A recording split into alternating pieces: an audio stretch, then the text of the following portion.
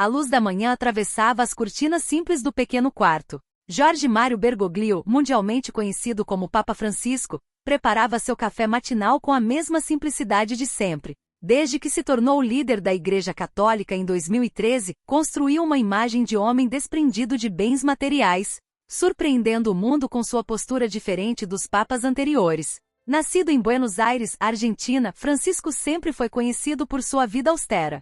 Como arcebispo, já havia impressionado muitos com suas escolhas de vida simples. Cozinhava suas próprias refeições, utilizava transporte público e vivia em um modesto apartamento. Muito diferente do estilo de vida esperado para um líder religioso de alta hierarquia. Ao chegar ao Vaticano, recusou-se a viver no luxuoso Palácio Apostólico. Em vez disso, escolheu a Casa Santa Marta, uma residência simples dentro dos muros do Vaticano, onde convive próximo a outros sacerdotes e funcionários. Sua mesa é modesta, suas vestimentas são discretas e seus gestos demonstram preocupação permanente com os mais pobres e marginalizados. Mas por trás dessa imagem de simplicidade, existe uma realidade complexa. A Igreja Católica que Francisco lidera é uma das instituições mais ricas e influentes do planeta. Seu patrimônio é algo que poucos realmente conhecem ou compreendem em sua totalidade. Séculos de acumulação de propriedades, obras de arte, investimentos e doações construíram uma fortuna impressionante.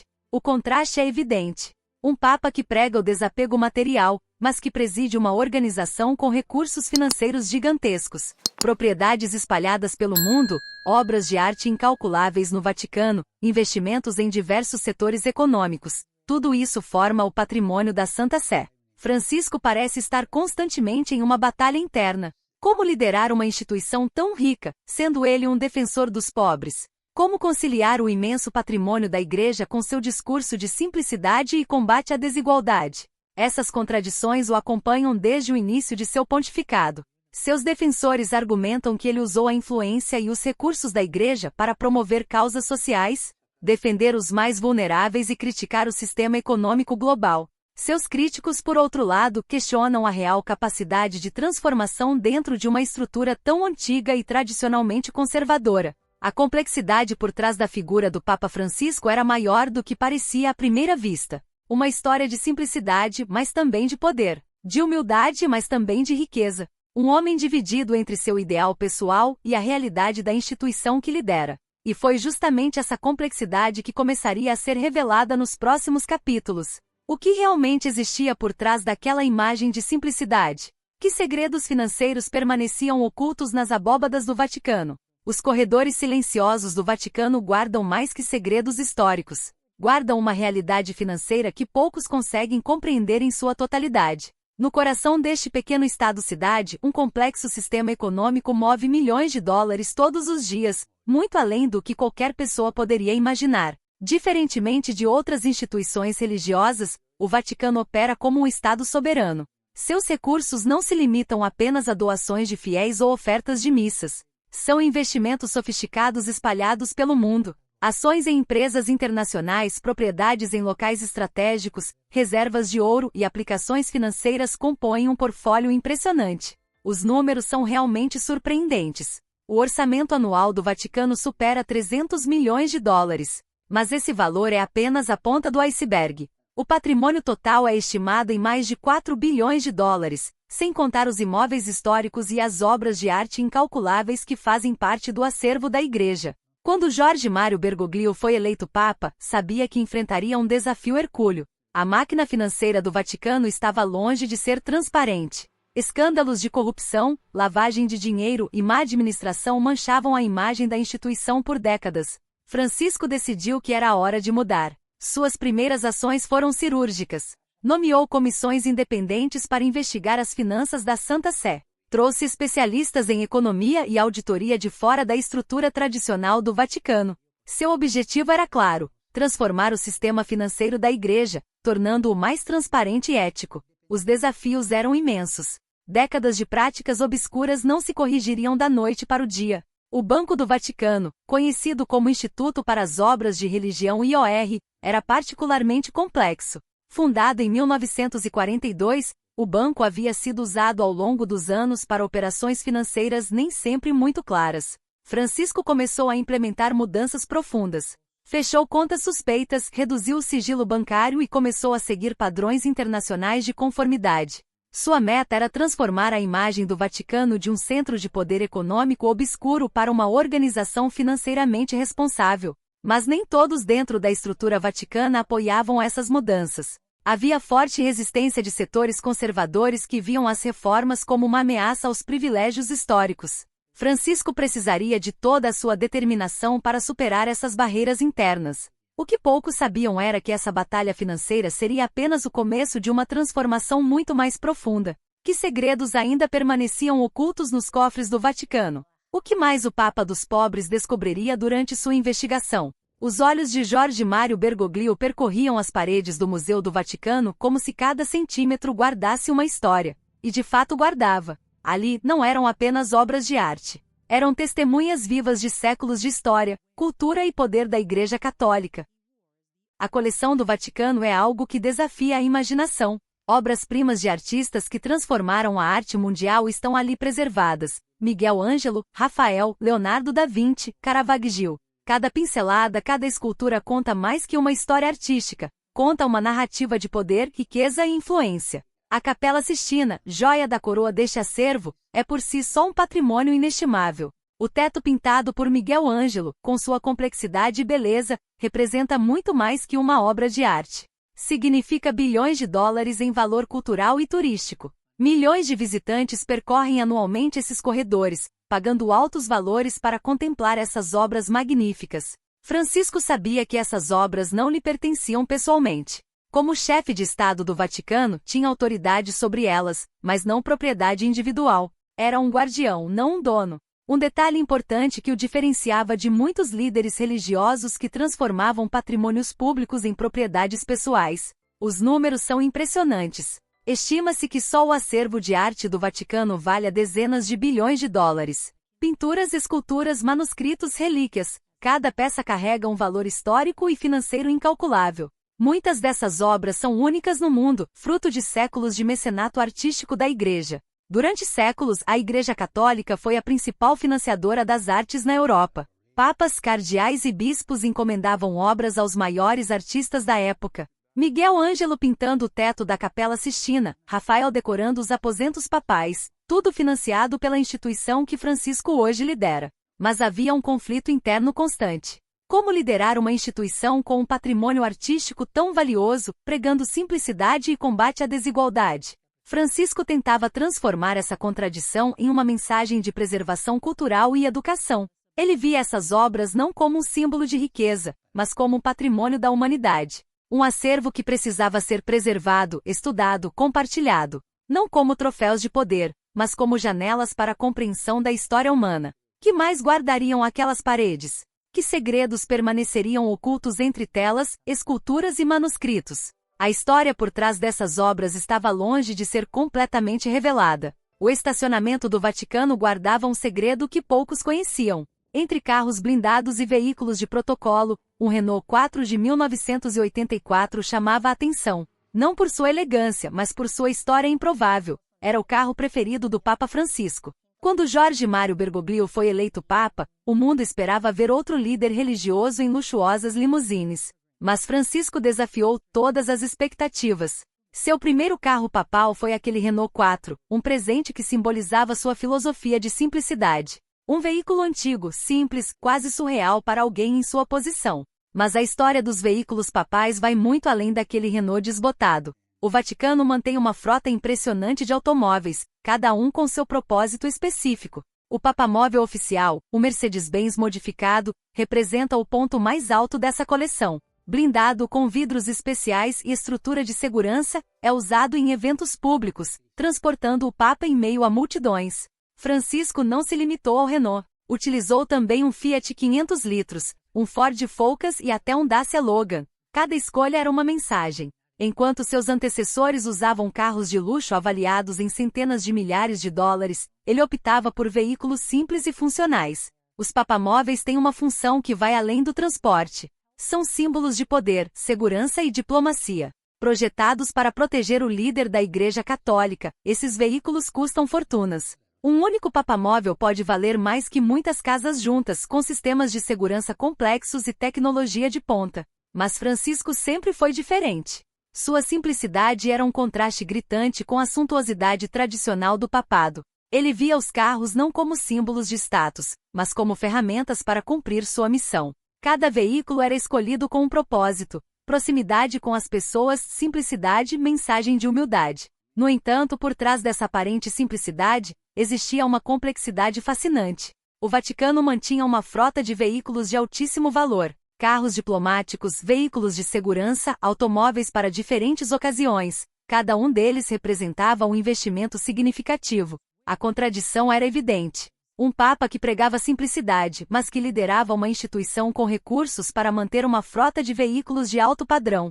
Francisco parecia estar constantemente navegando entre dois mundos, o da tradição vaticana e o de sua visão pessoal de simplicidade. Que outros segredos ainda estavam escondidos nos bastidores do Vaticano? Que outros contrastes aguardavam para ser revelados? Os corredores eram intermináveis. Estantes que se elevavam até o teto, cobrindo paredes de mármore, guardavam segredos de séculos. A Biblioteca Apostólica Vaticana não era apenas uma biblioteca. Era um portal para o conhecimento humano, um tesouro que desafiava a imaginação. Fundada no século XV, a biblioteca carregava consigo uma história tão rica quanto seus volumes. Mais de 1,1 milhão de livros, 75 mil manuscritos e 8 mil incunábulos, livros impressos antes de 1501. Compunham um acervo que poucos no mundo poderiam se gabar de possuir. Cada página, cada pergaminho, cada documento guardava um fragmento da história da humanidade. Entre os tesouros mais preciosos estavam manuscritos originais de Aristóteles, correspondências de santos, documentos históricos tão raros que sua existência era quase um mito. Alguns desses documentos eram tão antigos e frágeis que apenas alguns eruditos podiam sequer tocá-los. Francisco via esta biblioteca mais que um depósito de livros. Era um patrimônio da humanidade, um repositório de conhecimento que precisava ser compartilhado. Diferentemente de seus antecessores que mantinham um acervo praticamente intocável, ele apoiou um projeto audacioso: a digitalização de parte do acervo. A ideia era simples, mas revolucionária: tornar acessível ao mundo o que antes era exclusivo de poucos eruditos e religiosos. Manuscritos raros, documentos históricos, obras únicas poderiam agora ser consultados por qualquer pessoa com uma conexão à internet. Mas nem todos dentro do Vaticano apoiavam essa abertura. Havia uma tradição secular de segredo, de preservação restrita. Muitos viam a digitalização como um risco, tanto para a preservação física dos documentos como para a proteção de informações sensíveis que poderiam estar contidas nesses volumes. Francisco argumentava que o conhecimento não deveria ser prisioneiro, que a Igreja tinha a responsabilidade de compartilhar sua riqueza intelectual com o mundo. Cada documento digitalizado era como uma janela se abrindo, permitindo que milhões de pessoas ao redor do globo tivessem acesso a tesouros antes restritos. A biblioteca guardava mais que livros, guardava segredos, histórias de civilizações, registros de conflitos, documentos que podiam mudar completamente a compreensão de momentos históricos. Quantos mistérios ainda permaneciam ocultos naquelas prateleiras? Que mais poderia ser revelado quando as portas daquela biblioteca secular finalmente se abrissem completamente? O Instituto para as Obras de Religião, conhecido simplesmente como IOR, não era apenas um banco. Era um enigma financeiro que intrigava o mundo. Localizado no coração do Vaticano, administrava cerca de 5 bilhões de dólares em ativos, uma fortuna que desafiava a imaginação de qualquer pessoa. Criado originalmente para administrar os recursos da Igreja Católica, o banco carregava consigo uma história repleta de escândalos e mistérios. Décadas de denúncias de corrupção, lavagem de dinheiro e operações financeiras obscuras haviam manchado sua reputação. Era como uma fortaleza financeira cercada de segredos, onde poucos conseguiam realmente entender o que acontecia por trás de suas paredes. Quando Jorge Mário Bergoglio foi eleito Papa, sabia que o banco seria um de seus maiores desafios. Francisco não era apenas um líder religioso, mas um reformador determinado a limpar a imagem da instituição. Desde 2013 iniciou uma verdadeira revolução na estrutura financeira do Vaticano. As mudanças foram drásticas. Funcionários antigos foram demitidos, contas suspeitas foram fechadas e um novo sistema de conformidade foi implementado. Era como se uma luz forte finalmente iluminasse os cantos mais escuros daquela instituição financeira. Vários funcionários foram não apenas demitidos, mas também processados por irregularidades. A transparência se tornou a palavra de ordem. Francisco queria transformar o IOR de um banco cercado de mistérios em uma instituição financeira moderna e respeitável. Trouxe auditores internacionais, implementou novas regras de governança e começou a seguir padrões internacionais de controle financeiro.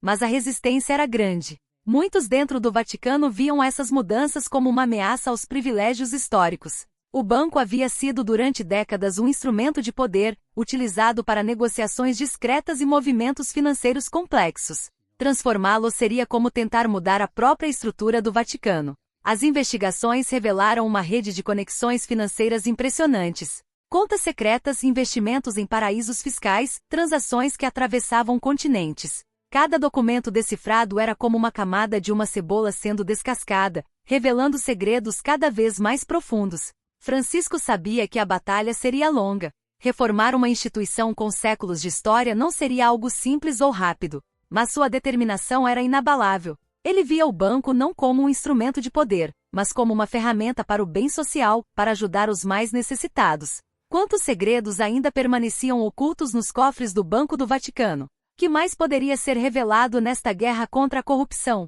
Roma, Londres, Paris, Nova York, Buenos Aires. Em cada uma dessas cidades, a Igreja Católica possui um patrimônio imobiliário que desafia a compreensão.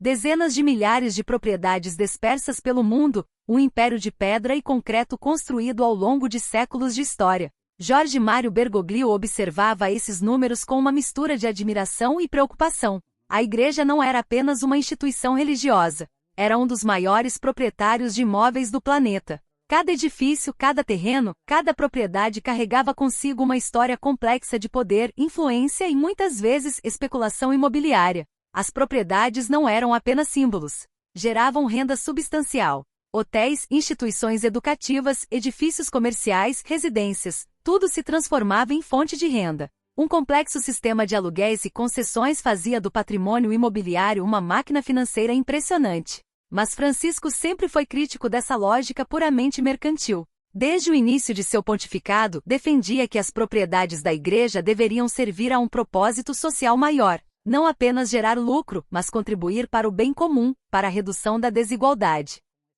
Em diversos discursos, criticou abertamente o uso especulativo de imóveis. Argumentava que a Igreja deveria usar seu patrimônio para ajudar os mais necessitados. Converteu alguns edifícios em abrigos para refugiados, outros em centros comunitários, sempre buscando transformar propriedades em instrumentos de transformação social. A resistência era grande. Muitos dentro da estrutura vaticana viam essas propriedades como patrimônio intocável, fonte de renda e poder. Transformá-las significava desafiar décadas de tradição e modelo econômico estabelecido. As propriedades iam muito além de simples metros quadrados. Cada imóvel guardava uma história. Conventos históricos, terrenos em locais estratégicos, edifícios no coração de grandes metrópoles. Um patrimônio construído ao longo de séculos de influência e poder da Igreja Católica. Francisco via essa realidade como uma grande responsabilidade. Como liderar uma instituição com tal patrimônio imobiliário, pregando simplicidade e combate à desigualdade? Como transformar propriedades em instrumentos de justiça social? Quantas histórias poderiam contar essas paredes? Quantos segredos permaneceriam ocultos nesses milhares de imóveis espalhados pelo mundo? A sala de protocolo do Vaticano guardava uma história singular. Presentes de todos os cantos do mundo se acumulavam, cada um com sua própria narrativa diplomática. Jorge Mário Bergoglio nunca foi alguém atraído por bens materiais, mas como líder religioso e chefe de Estado, recebia constantemente doações que desafiavam qualquer concepção de simplicidade. Os presentes eram variados e impressionantes. Relógios de luxo que facilmente poderiam custar dezenas de milhares de dólares. Esculturas em ouro e prata tão trabalhadas que pareciam mais obras de arte que meros objetos. Camisetas de futebol autografadas por jogadores mundialmente famosos. Cada item era um símbolo de respeito diplomático, uma tentativa de conexão com o líder da Igreja Católica. O presente mais inusitado talvez tenha sido um Lamborghini Huracan, um carro esportivo de tirar o fôlego, símbolo máximo de luxo e ostentação. Qualquer outro líder provavelmente o guardaria como troféu. Mas Francisco tinha outros planos. Leiloou o veículo e reverteu os $861 mil para organizações de caridade.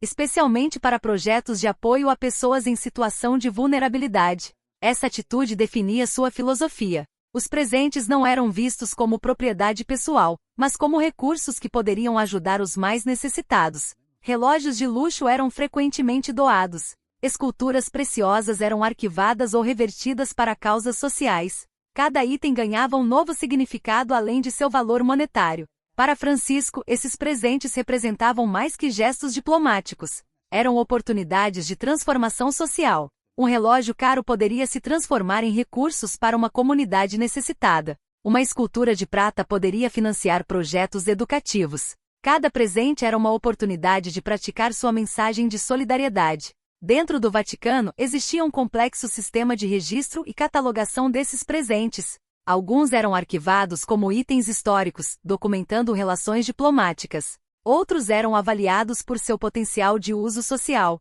Havia uma verdadeira logística por trás dessa gestão de doações. A contradição era evidente e fascinante. Um papa que pregava simplicidade, mas que recebia presentes de valor inestimável. Um líder que se recusava a acumular riquezas, mas que geria um sistema complexo de doações internacionais. Como equilibrar essas duas realidades?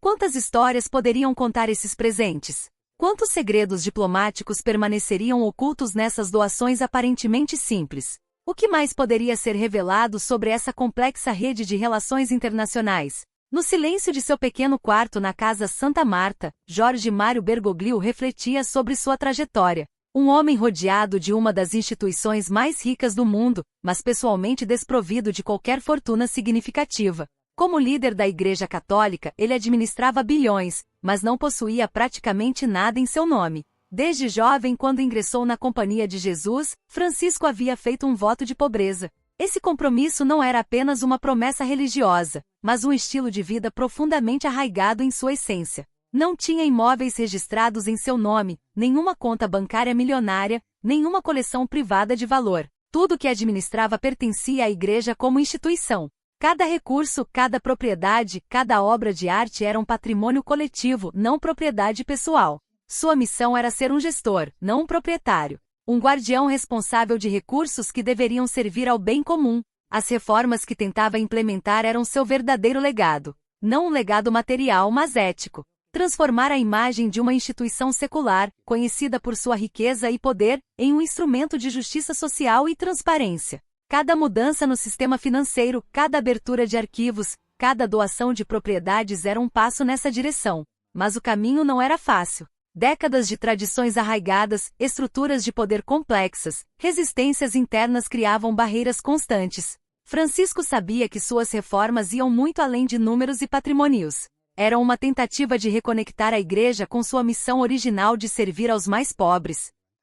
A contradição era evidente. Como liderar uma instituição com recursos de bilhões pregando simplicidade? Como transformar séculos de acumulação de riquezas em um instrumento de transformação social? Essas perguntas o acompanhavam diariamente. Seu modelo de liderança desafiava todas as expectativas. Enquanto papas anteriores viviam em palácios, ele escolhia uma residência simples. Enquanto muitos viam a riqueza da Igreja como um símbolo de poder, ele a via como uma imensa responsabilidade social. Os desafios eram imensos. Reformar uma instituição milenar não era tarefa para um único pontificado, mas Francisco estava determinado. Seu legado não seria medido por patrimônios ou propriedades, mas pelas sementes de transformação que plantasse. Que futuro aguardava a Igreja Católica? Que transformações ainda estavam por vir? O tempo passava e Jorge Mário Bergoglio sabia que sua jornada como líder da Igreja Católica um dia chegaria ao fim. Mas o que realmente importava não eram os bens materiais ou as propriedades acumuladas. Seu verdadeiro legado seria algo muito mais profundo e transformador. Quando olhava para trás, via uma década de mudanças significativas. A transparência financeira que antes parecia um sonho impossível começava a se tornar realidade. O Banco do Vaticano, antes conhecido por suas operações obscuras, agora seguia protocolos internacionais de conformidade. Cada centavo seria prestado de contas, cada investimento seria eticamente avaliado. Sua defesa inquebrantável dos pobres, dos migrantes e do meio ambiente havia transformado o discurso da Igreja. Não era mais apenas uma instituição religiosa tradicional, mas uma voz ativa nas grandes discussões globais.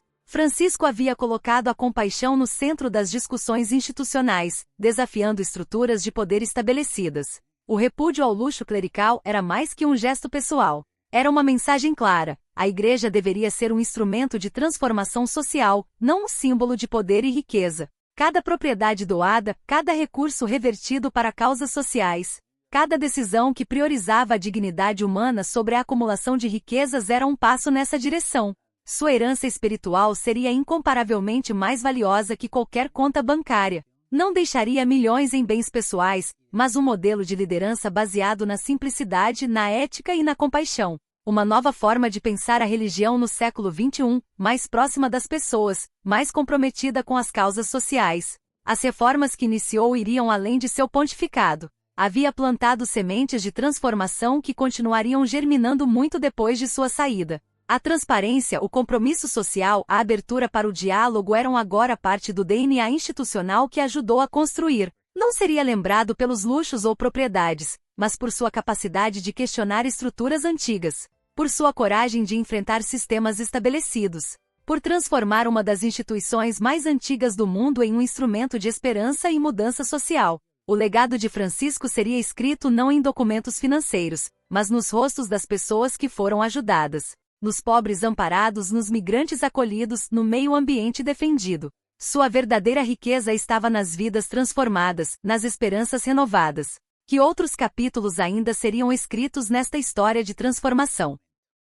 E então, o que achou deste vídeo sobre o Papa Francisco? Ao longo dos anos, muitos viram que ele era um homem simples, que em várias ocasiões rejeitou presentes caros e preferiu levar uma vida mais humilde, coerente com os valores que sempre pregou. Isso gerou admiração em todo o mundo e mostrou que mesmo em uma posição de tanto poder, é possível agir com empatia e desprendimento. Queremos saber sua opinião, então deixe seu comentário aqui embaixo. Aproveite também para deixar seu like, inscrever-se no canal e ativar o sininho de notificações para não perder os próximos vídeos. Obrigado por assistir e até a próxima!